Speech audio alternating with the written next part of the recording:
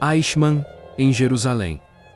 Um relato sobre a banalidade do mal, escrito por Hannah Arendt e publicado em 1963. É um estudo profundo e controverso sobre o julgamento de Adolf Eichmann, um dos principais responsáveis pela logística do Holocausto nazista. Eichmann, oficial da SS e chefe do Departamento de Emigração e Deportação de Judeus no Terceiro Reich, foi capturado na Argentina em 1960 por agentes israelenses e levado a julgamento em Jerusalém, sendo acusado de crimes contra o povo judeu, crimes contra a humanidade e crimes de guerra. A obra de Arendt nasceu de sua cobertura jornalística para The New Yorker, mas rapidamente se transformou em uma análise filosófica e política sobre a natureza do mal, a responsabilidade individual e a moralidade dentro de sistemas totalitários. A narrativa de Arendt não se limita a uma descrição factual do julgamento. Ela observa atentamente o comportamento de Eichmann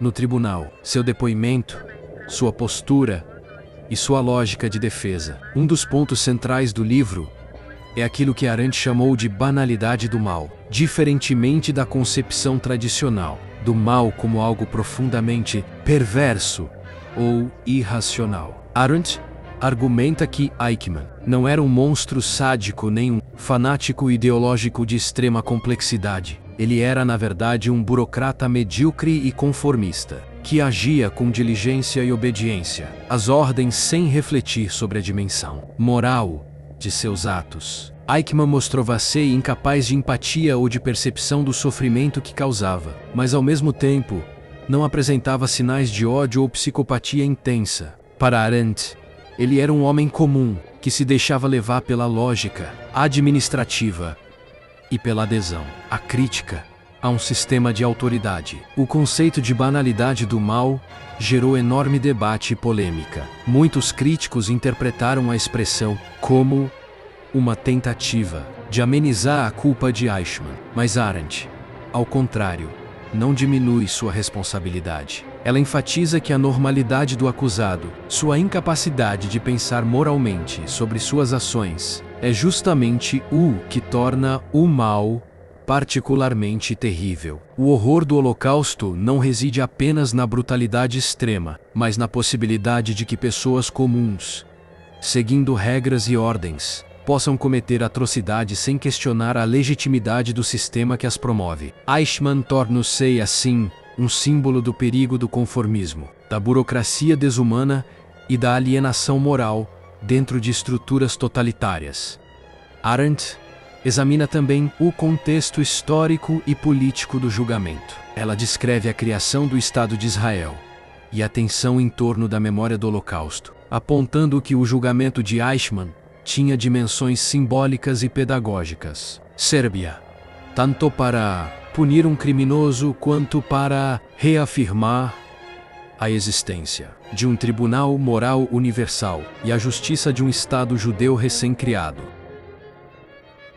A autora questiona, entretanto, a eficiência do tribunal em capturar a complexidade do Holocausto. Muitos líderes nazistas haviam escapado, e o processo contra Eichmann, embora detalhado, representava apenas uma fração da responsabilidade coletiva do regime. A narrativa de Arendt, portanto, também se transforma em uma reflexão sobre como a história é registrada, lembrada e julgada, além de questionar a relação entre justiça, memória e política. A obra examina ainda a estrutura burocrática nazista, mostrando como a administração eficiente, a documentação meticulosa e o cumprimento rigoroso de regulamentos permitiram a execução do genocídio em larga escala. Eichmann, ao organizar transportes de judeus para campos de extermínio, não inventava o mal, mas executava tarefas cotidianas dentro de um sistema que tornava o assassinato em massa uma rotina administrativa. Arendt enfatiza como a burocracia moderna, quando divorciada de princípios éticos, pode transformar o crime em um ato rotineiro e sem reflexão, demonstrando a fragilidade da consciência moral quando confrontada com a autoridade e o dever funcional. Além do aspecto filosófico, e histórico. Arendt dedica atenção ao comportamento do acusado, analisando seu discurso, sua linguagem e sua tentativa de se apresentar como um executor de ordens, quase como um funcionário diligente que apenas cumpria seu trabalho. Ela percebe uma desconexão impressionante entre os atos de Eichmann e qualquer reflexão ética, o que, em sua visão, evidencia o perigo da obediência cega. Ele parecia incapaz de compreender a enormidade de suas ações, tratando o genocídio como uma questão logística e administrativa. A autora sugere que essa incapacidade de pensar, de se colocar no lugar do outro, ou de refletir sobre a moralidade de suas ações, é um componente essencial para a compreensão do mal em seu sentido moderno, especialmente dentro de sistemas totalitários. O livro também aborda a questão da culpa coletiva e individual. Arendt não se limita a analisar Eichmann isoladamente. Ela reflete sobre a sociedade alemã que permitiu o surgimento do nazismo e a implementação do Holocausto. A obra suscita perguntas sobre até que ponto indivíduos comuns são responsáveis por crimes sistemáticos quando se submetem a instituições corruptas ou violentas. Ao mesmo tempo, Arendt discute a tensão entre justiça e vingança, especialmente no contexto da construção de Israel e da necessidade de punir perpetradores de crimes contra o povo judeu. O julgamento de Eichmann é, nesse sentido, um caso paradigmático que expõe o dilema moral entre responsabilização legal, memória histórica e reparação simbólica. Também analisa a cobertura jornalística do julgamento e as percepções do público, criticando, em certos momentos, a ênfase excessiva na psicologia do acusado ou em episódios sensacionais, em detrimento da compreensão mais ampla do funcionamento do sistema nazista. Ela procura equilibrar o relato factual do tribunal com uma reflexão filosófica sobre moralidade, obediência, autoridade e responsabilidade, criando um texto que é simultaneamente reportagem, ensaio e estudo político. Sua escrita clara, precisa e direta permite ao leitor compreender os meandros legais e administrativos do julgamento, ao mesmo tempo em que o leva a refletir sobre questões éticas profundas, como a possibilidade do mal em indivíduos comuns e a fragilidade da consciência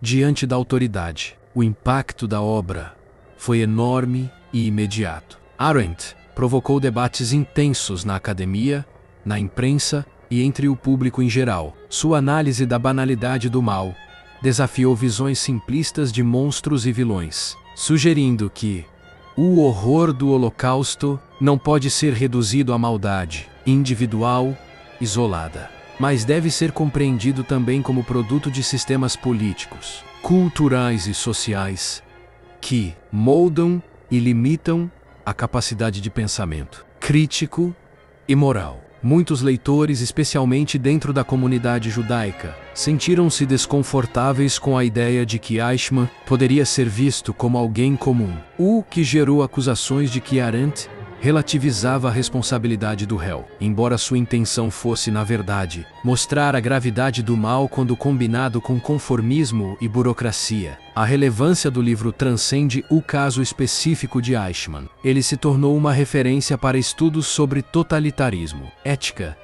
sociologia política e filosofia moral. A obra nos alerta para o perigo de sistemas que incentivam a obediência, a crítica e a alienação da responsabilidade individual. Arendt mostra que atos de extrema crueldade não exigem necessariamente psicopatia ou sadismo, mas podem emergir de uma rotina burocrática desumanizada, quando a reflexão ética é negligenciada. Essa compreensão tem implicações duradouras para a política, a administração pública e a própria vida cotidiana, mostrando que a vigilância moral e a capacidade de pensar criticamente são essenciais para prevenir a repetição de horrores históricos. Em última análise, Eichmann em Jerusalém é uma obra complexa, multifacetada e profundamente perturbadora. Ela combina narrativa jornalística, análise filosófica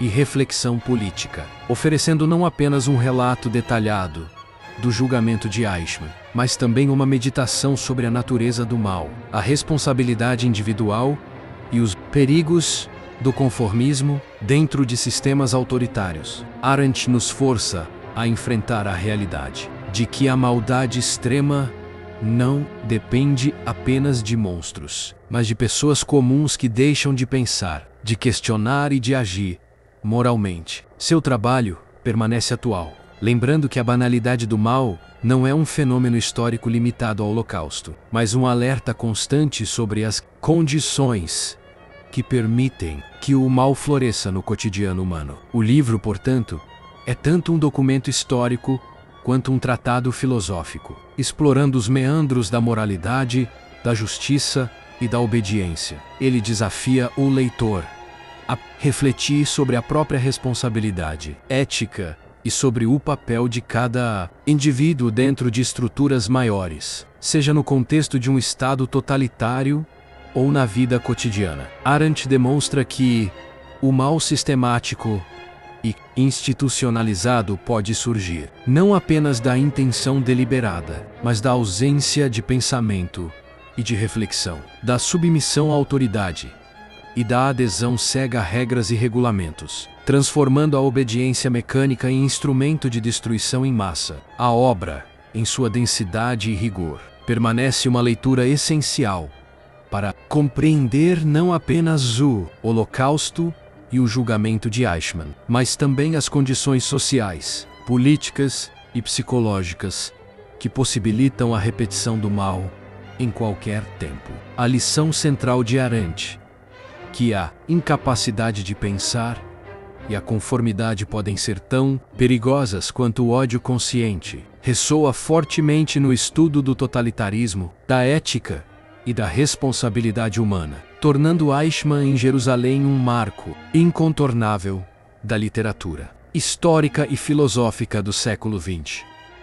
A repercussão de Eichmann em Jerusalém no mundo filosófico foi intensa e polêmica, provocando debates sobre moralidade, responsabilidade e a natureza do mal. A introdução do conceito de banalidade do mal chocou muitos estudiosos, ao sugerir que Eichmann, responsável pelo transporte de milhões de judeus para campos de extermínio, não era um monstro sádico, mas um burocrata comum incapaz de pensar criticamente sobre suas ações. Filósofos e historiadores divergiram sobre a interpretação de Arendt. Alguns a elogiaram por iluminar o funcionamento do mal moderno dentro de sistemas totalitários, enquanto outros a acusaram de relativizar a culpa individual de Eichmann e de minimizar o sofrimento das vítimas. O livro também suscitou discussões sobre ética e obediência, especialmente na filosofia política. Pensadores passaram a refletir sobre até que ponto o conformismo, a adesão à crítica,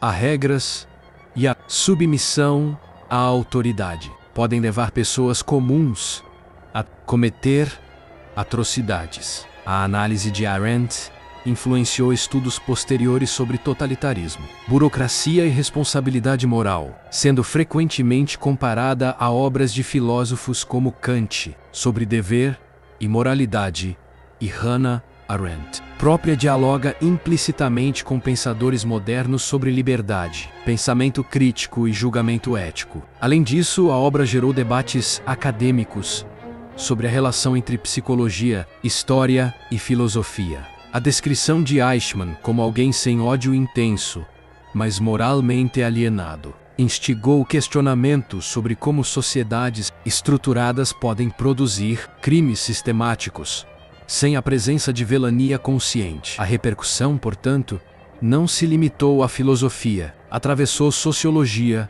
história e ciência política, consolidando Eichmann em Jerusalém como um marco no estudo do mal, da responsabilidade individual e das condições que permitem a repetição de atrocidades humanas.